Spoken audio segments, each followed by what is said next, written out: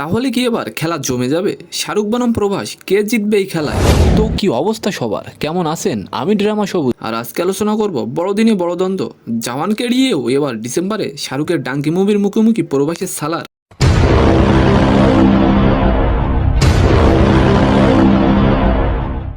আগামী 28শে সেপ্টেম্বর প্রেক্ষাগৃহে মুক্তি পাওয়ার কথা ছিল প্রভাসের ছবি সালার, কিন্তু মুক্তির সপ্তাহে ঘোষণা করা হয় পিছিয়ে যাবে সালার মুক্তির তারিখ। আমি সব জানি। চলতি বছরের বড়দিনেই মুক্তি পাবে প্রভাসের সালার।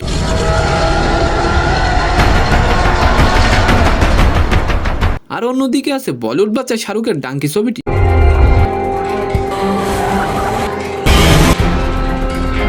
এই ছবিটিও মুক্তি পাবে বড়দিনে।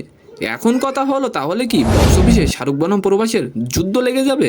আপনারা সবাই জানেন যে শাহরুখ একই বছরে বক্স অফিসে পাঠানো জওয়ান দিয়ে 1000 কোটি রুপি করে ইনকাম করে। অন্যদিকে প্রভাস একের পর এক ব্যর্থ ছবি বক্স অফিসে উপহার দিয়ে মুখ থুবড়ে পড়ে। প্রভাসের ঘুরে দাঁড়ানোর এখন একমাত্র ভরসা সালার। এদিকে রাজকুমার হিরানি পরিচালিত ডাঙ্কি ছবির মুক্তির বিষয়ে আগেই ঘোষণা করেছিলেন শাহরুখ খান। জওয়ানের সাফল্য উদযাপনের দিনই তা নিশ্চিত করেন বাদশা শাহরুখ। আগে একবার বলিউড বাদশার সঙ্গে প্রতিদ্বন্দ্বিতা এড়িয়েছেন প্রভাস। বলেন কি?